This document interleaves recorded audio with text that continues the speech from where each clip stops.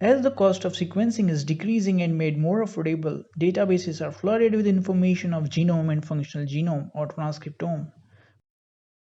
But for applications like drug development, disease diagnosis, gene editing, and variety improvement, it is essential to extract useful information from expressed genome and find the function of gene products or RNAs and proteins. So the key task is to analyze the genomic information to be utilized in a meaningful manner, which is the foundation of post-genomic era. There are broadly two approaches to assign functions to a gene or its product. The first is the candidate gene-based approach, in which you perform wet lab experiments to determine the function of one gene at a time. Examples of these approaches include targeted gene silencing by RNAi or CRISPR-Cas or protein-protein interaction using yeast-2 hybrid or BIFC. I have already made videos on some of these. You can check out in the description below. Although these are the confirmatory approaches, but the major limitation of these approaches is that they are time consuming and laborious to determine the function of multiple gene products. What if the function of hundreds and thousands of genes to be determined at a time? One can predict functions based on the sequence homology using computational tools without lab experiments. This is faster and less labor-intensive approach. Today we will be learning about one of the most popular and widely adopted genome-wide function prediction approach, gene ontology, that is based on computational analysis. In very early times what researchers do was determining function of individual genes. So a group of researchers thought why not to consolidate and unify the segregated data about genes and their functions in various species to help and save time for subsequent researches by other scientists. This led to the origin of Gene Ontology Consortium. This consortium takes and unifies data from several other databases such as UniProt, TAIR, Flybase and curates the functional information and provides a unique geo-identifier or gene ontology term. The Gene Ontology Database or GEO systematically describes the functional properties of gene products irrespective of organism and facilitates easier computational prediction of gene function. The GEO database is routinely updated to include latest functional findings. Let's have a deeper look at GEO.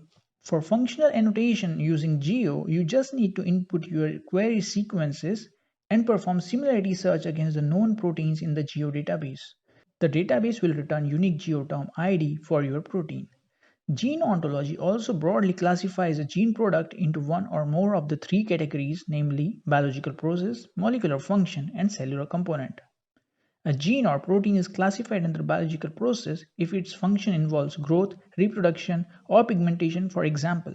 Or if a protein has function like catalysis or binding, it is classified under molecular function category. Or if it forms a part of cellular structure such as transmembrane or extracellular, for example, it is classified under cellular component category.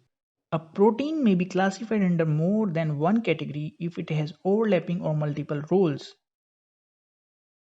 Another interesting feature about Gene Ontology database is that it gives a detailed classification and categorization in hierarchical form to know specific as well as broader functional role of a gene product. The geo term is represented as nodes, and edges connects one or more nodes based upon hierarchical classification and functional overlaps. Edges are directed and given color codes depicting it as a part of or regulatory or other role. For example, in this figure, hierarchical classification of proteins belonging to biological process is shown. This is the geoterm assigned to the biological process, which is further classified away from the root. The arrow reveals important information about the hierarchy. If the node belongs to its connected higher category, or if it is a part of that, or if it is regulated by another node. Although GEO is a fast computational sequence similarity based method to assign RNA or proteins their function, there are few limitations. If functional information about a protein or a gene product is not available in the database, that may not be assigned a geoterm and may not be classified. Secondly, it is a sequence homology based prediction, and genes with similar sequences may not always have same function. And this requires wet lab experimental validation for actual function assignment. So I hope with this video you have got some idea about gene ontology and its importance in gene function prediction. You can comment below or email me at explorebio@yahoo.com for queries or suggestions. If you like the video, do share with others, subscribe the channel and hit the bell icon to stay informed about my latest uploads. Check my playlist on topics like research in publishing, genomics, techniques, markers and others. Thanks and see you in my next video.